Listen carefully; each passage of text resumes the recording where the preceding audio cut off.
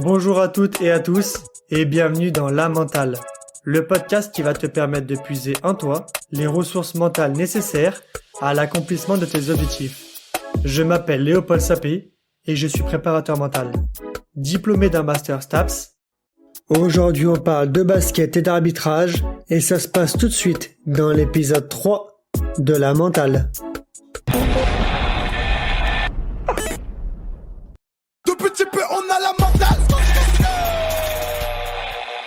Salut Maxime Boubert, comment ça va? Salut Léo, ça va très bien et toi? Ça va bien, ça va bien.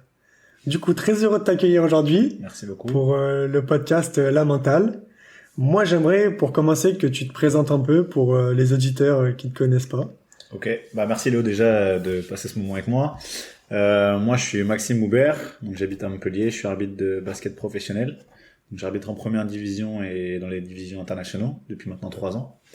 Donc c'est vraiment mon métier depuis maintenant 3-4 ans. Que dire de plus? C'est un sujet je pense qui est intéressant à développer. On a tous des visions différentes avec des choses qui se rejoignent, donc ouvert à en discuter avec toi. Eh ben parfait. Du coup, moi j'aimerais savoir comment tu as découvert la préparation mentale, à quel moment de ta vie tu l'as découverte et comment c'est venu. Écoute, déjà je pense que on se prépare tous mentalement. C'est arrivé très tôt parce que je suis quelqu'un qui a besoin d'être prêt mentalement pour faire quelque chose, que ce soit dans mon travail ou dans ma vie de tous les jours. Donc naturellement en fait, je me suis posé des questions. Donc je pense que déjà c'est une forme de préparation mentale. Après, dans un second temps, en fait, ce qui s'est passé, c'est que je suis arrivé à un moment dans ma carrière où j'ai évolué beaucoup, j'ai évolué très vite. Et le truc, c'est que tu te poses la question de savoir ce que tu veux faire. Et moi, l'objectif aujourd'hui, c'est de devenir un des meilleurs arbitres en Europe. Donc, il a fallu du coup s'attacher les services de toute personne. Donc, ça passe par la préparation mentale et aussi la préparation physique ou autre. Et c'est vrai que c'est un domaine dans lequel on s'intéresse pas forcément, mais qui est pour moi aujourd'hui primordial, sur lequel j'ai eu besoin d'être accompagné parce que c'est facile de lire des choses ou de voir des choses, mais je pense que d'être en contact de gens qui le pratiquent, c'est d'autant plus intéressant. Aujourd'hui, je fonctionne beaucoup en autonomie, mais régulièrement, je peux faire appel à un préparateur mental ou même à d'autres pour voir d'autres choses et peut-être changer un peu mes habitudes ou ma façon de voir les choses sur ça. Ok. Tu dis que à un moment, tu sais que tu as besoin d'être prêt mentalement. Quels sont les indicateurs qui te disent que là, ok, t'es prêt mentalement? Comment ça s'est fait cet apprentissage sur toi en fait? En fait, c'est au-delà de l'apprentissage, c'est surtout de découvrir en fait qu'est-ce qui peut t'emmener à aller chercher de la performance dans la préparation mentale. Parce que en vrai, quand tu veux être le meilleur, en fait, tu fais tout pour être le meilleur. Donc tu t'entraînes dur, tu te concentres. La part de la concentration, de la préparation mentale, je pense que ça va de pair. Mais en vrai, moi, ça a été un déclic sur un match qui s'est pas bien passé du tout. Où en fait, j'ai été très rarement mis en situation d'échec quand j'arbitrais. Quand je dis échec, ça veut pas dire que j'ai pas fait d'erreur, etc. Mais vraiment une situation où j'étais plus en maîtrise de l'environnement, de moi-même, etc. Ça m'est arrivé d'ailleurs qu'une seule fois. Et en fait, ça m'a beaucoup sensibilisé à ne plus revivre ça. Et derrière, essayer de comprendre pourquoi. Donc là, j'ai fait appel à un préparateur mental. Et en fait, je sais pas du coup si ça va répondre à ta question, mais en fait, très rapidement, je me suis rendu compte quelle était ma problématique et à quel moment en fait, la préparation mentale allait vraiment avoir un impact sur mon activité. Tout ce qui était, en fait, avant la préparation du match, etc., c'est quelque chose que j'arrivais à faire seul en autonomie. Et en fait, le préparateur mental, il m'a aidé à découvrir une vraie problématique chez moi. C'est dès qu'au niveau cardio, je suis dans le dur. En fait, mentalement, je lâche pas, mais mentalement, je suis beaucoup moins concentré. Et on l'a remarqué, en fait, en prenant juste une ceinture cardiaque. Et en fait, les moments dans le match où je me sentais le moins bien, sur mon après-match, où je me disais, tiens, à ce moment-là, j'étais moins bien. Mais en fait, ça coïncidait toujours sur des pics de rythme cardiaque et sur des moments très précis de 2-3 minutes. Et en fait, on a découvert ça. Et donc, on travaille beaucoup autour de ça. On travaille sur de la respiration ou d'autres techniques qu'on pourra aborder après. Mais c'est vraiment ce point-là sur lequel j'ai eu besoin, j'ai été aidé et j'ai vraiment pu progresser. Et d'ailleurs, du coup, tout ce qui est un peu technique, outils ou méthode que tu utilises un peu au quotidien, si tu veux en parler d'une pour donner un peu un exemple. Il y a plusieurs choses. Autre. Il y a plusieurs choses. Il y a déjà tout ce qui va être si on parle du match ou pas du match déjà. Tu vois. Aujourd'hui, c'est quand même deux choses différentes, mais en fait, le match c'est tout le temps. Tu te prépares tout le temps dans un match parce qu'en fait, la saison, elle est longue. J'ai la chance d'arbitrer dans les compétitions européennes. Donc, derrière, c'est des matchs toutes les semaines, en France. Mais après, le plus gros de mon travail dans mon activité, c'est vraiment de la visualisation. En fait, j'essaye beaucoup de visualiser toute la semaine qui je vais arbitrer. Alors, je vais regarder des matchs. Et puis après, je vais aussi réfléchir à qui j'ai en face de moi. Est-ce que j'ai un coach qui est colérique? Est-ce que j'ai un coach qui est plutôt frustré? Quelqu'un de frustré, on va pas le gérer de la même manière qu'un coach colérique. Est-ce qu'on va avoir quelqu'un de gentil? Est-ce qu'on va avoir quelqu'un qui a un profil plutôt dur? Tu vois, me préparer moi à comment je vais interagir avec lui.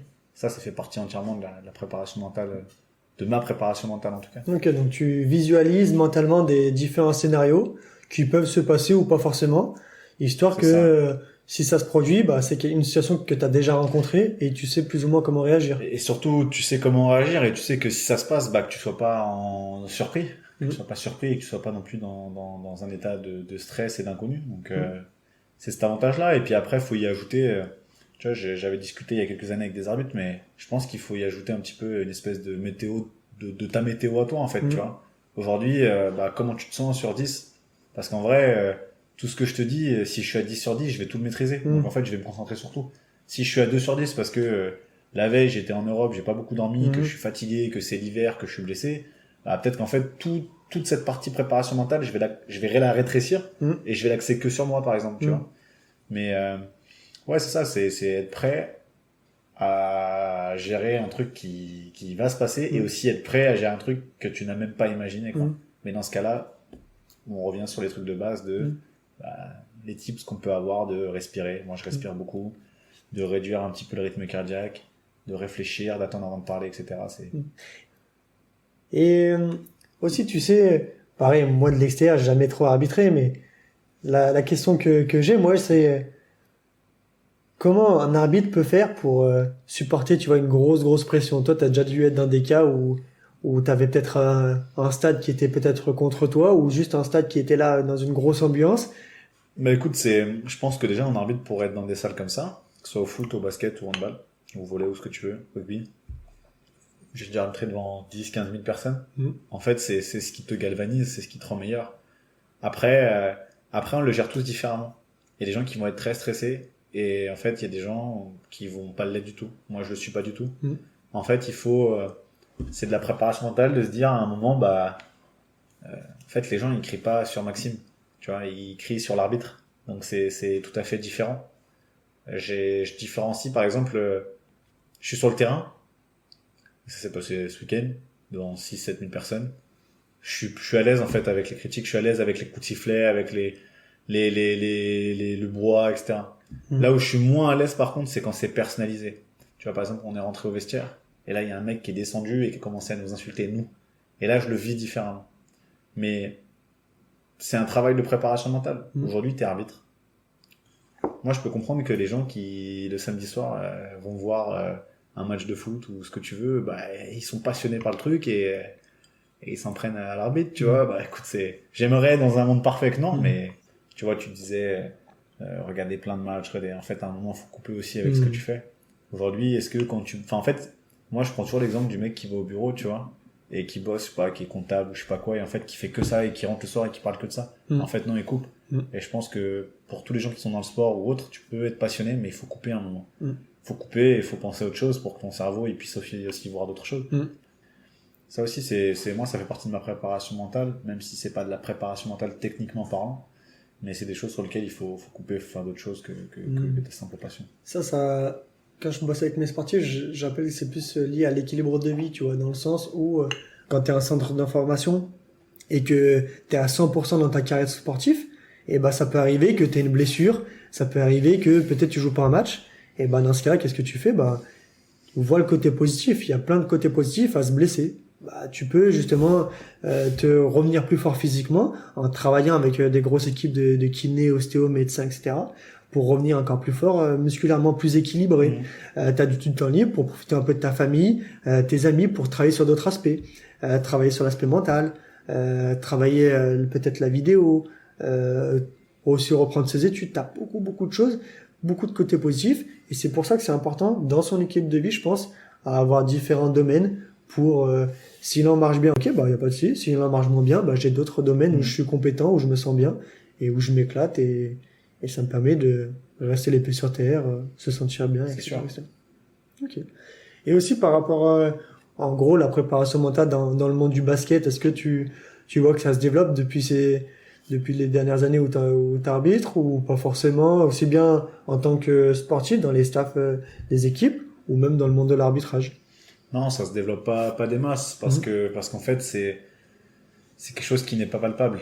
Mhm. Et aujourd'hui, on veut des choses qui soient palpables tout le temps, que ce soit sportif ou extra-sportif. Donc ça se développe, je pense pas de manière exponentielle ou comme ça pourrait être, parce que bah on n'est pas tous convaincus par ça aujourd'hui.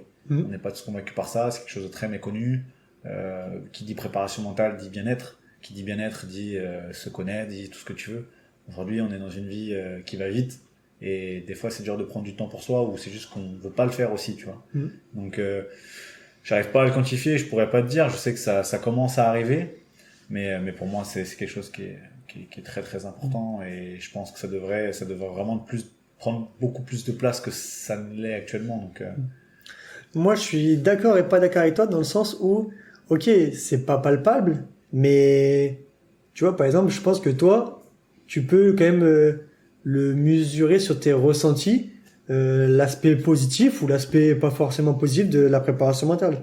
Et je pense que tu vois, les personnes dans des staffs, ça, tu as beaucoup de questionnaires peut-être subjectifs qui peuvent donner aux sportifs, qui permettent de mesurer un peu bah, leur progrès sur telle ou telle habilité, sur telle ou telle sensation, etc., etc. et le problème, c'est que là, tu me décris une problématique Ouais, qui n'est toujours pas palpable, dans le sens où, en fait, qu'est-ce que moi je peux te dire en termes de chiffres, entre guillemets, déjà en tant qu'arbitre, ouais. ce que m'a apporté la préparation mentale. Je peux pas. Et c'est là où, du coup, on va dire la même chose sans forcément le dire de la même manière, mais pour moi, c'est primordial, mais pour les gens, ça ne l'est pas. C'est quelque chose qui est secondaire. Je vais te donner un autre exemple. Aujourd'hui, je m'entraîne physiquement, je me sens bien, je suis bien physiquement, mais en fait, aujourd'hui, je veux franchir un cap. Donc, si je veux franchir un cap, il va falloir que je dépense de l'argent. Mhm. Je vais prendre un coach qui va me coûter un certain montant par mois. Mhm. Ça paraît beaucoup. Mais en fait, c'est de l'argent que j'injecte Investi. pour pouvoir être meilleur. Donc, pour moi, en fait, c'est pas quelque chose qui sera palpable, mais je sais que ça va m'apporter. Mais en fait, les gens, souvent, se disent, bah oui, mais ça va m'apporter quoi? Et pour l'expliquer, en fait, c'est une philosophie de vie. Le bien-être, la préparation mentale, c'est une façon de vivre, c'est une façon de penser. Tu parles de la préparation mentale, mais tout à l'heure, tu citais un exemple sur comment se recentrer quand ça va pas ou voir les choses différemment quand t'es blessé. Mais en fait, en vrai, la préparation mentale, c'est éduquer ton esprit à, je pense, voir les choses de manière positive. Parce que souvent, en fait, on voit les choses négatives. Mais par contre, ça m'a apporté un vrai plus. Maintenant, pour monsieur tout le monde, je peux comprendre que bah, de prendre un préparateur mental, de lire des livres, c'est pas quelque chose qui va être intéressant tout de suite parce qu'on n'est pas forcément éduqué aussi à ce développement personnel qui est peut-être plus développé dans certains pays que dans d'autres. Et je pense qu'on a un peu de retard là-dessus. Mais en tout cas, je te rejoins que c'est très très utile. Et Tu vois, je suis d'accord dans le sens où, ok, l'aspect mental, tu le travailles tout le temps. Mais après, tu vois, je pense que quand même dans tout ce qui est bah, mesure de ressenti, par exemple, ok, bah là aujourd'hui, je suis capable de me reconcentrer quand je fais preuve de déconcentration en compétition. Ok, bah là mon attention, j'arrive à la maintenir pas sur 10 minutes, mais j'arrive à la maintenir sur 20 minutes. Il y a beaucoup d'indicateurs comme ça que tu peux mesurer et tu peux les rendre palpables. Par exemple, tu vois, tout à l'heure, tu parlais du fait de, ok, bah, comme ma fréquence cardiaque monte, là, je commence à faire plus de contre-perf. Ok, bah, maintenant, moi, je suis capable, je peux te mesurer que, même si ton cœur monte un peu plus, toi, tu es capable de rapidement le faire baisser et ainsi de garder, bah, de faire des bonnes décisions, de garder une bonne performance, malgré cela, tu vois. Ça, c'est quand même des indicateurs. Je trouve que, une fois que tu as identifié le problème, bah, tu trouves des indicateurs qui te permettent de rendre ça palpable, tu vois. Aussi bien avec des échelles de ressenti qu'avec des facteurs de match où tu mesures peut-être la capacité à être concentré sur tant de minutes, etc., etc. ce que tu m'expliques, sans le voir négativement, mais tu prêches ta paroisse. Et moi, ta paroisse, j'y crois vraiment parce qu'aujourd'hui, je te dis, j'en suis persuadé. Mais en fait, aujourd'hui, moi, je me mets à la place des dirigeants de club. C'est bien, mais en fait, qu'est-ce que moi, ça va m'apporter? Tu vois, on n'a pas cette vision, j'ai l'impression, globale des choses, de se dire qu'est-ce qu'il me faut en fait pour que mon bateau il avance. En fait, on va juste regarder est-ce que le moteur il fonctionne, mais en fait il y a plein de trucs à côté, tu vois. Donc c'est plus dans ce sens-là. Après, je te dis, on est d'accord sur ça et je suis persuadé qu'avec tout ce qui est en train de se mettre en place au-delà de la préparation mentale, le développement personnel, du bien-être, etc. Ça va arriver. C'est juste qu'on a un peu de retard. Le train il va arriver. Comme d'habitude, moi j'aime bien finir mes petits podcasts par la question suivante, c'est pour toi c'est quoi la mentale? En fait, ça te permet de casser ta routine, tu vois, de pas toujours faire les mêmes choses, de pas toujours tu sais, souvent tu discutes avec les gens qui sont pas bien dans leur peau, qui sont pas bien dans leur tête et ils vont te dire toujours les mêmes problèmes en fait. Mais tout est possible. Tant que tu es en bonne santé, tout est possible. Donc je pense que c'est une remise en question qui est perpétuelle, ça permet aussi de voir les choses différemment, de te booster, de fixer des objectifs. Et en fait, dans la vie, si t'as pas d'objectif, si t'as pas d'ambition, si t'as pas de vision de ce que tu vas faire, en fait, tu t'enracines et puis tu bouges plus, quoi. C'est un lifestyle, c'est une façon de penser. Donc alors, la mentale pour toi c'est un lifestyle, c'est une façon de penser. C'est ça. Ok, ça marche. Eh ben écoute, Maxime Baubert, je te remercie bien. That's it. Pour ce moment de discussion qui était très intéressant et que ça leur a permis également de se mettre un peu à la place d'un arbitre, voir un peu le métier dans notre point de vue et aussi de découvrir un peu la préparation mentale plus en détail. Top, merci à toi Léo et puis bonne continuation à toi dans ton activité et puis n'hésitez pas à suivre la Mentale Podcast, c'est super important. That's it.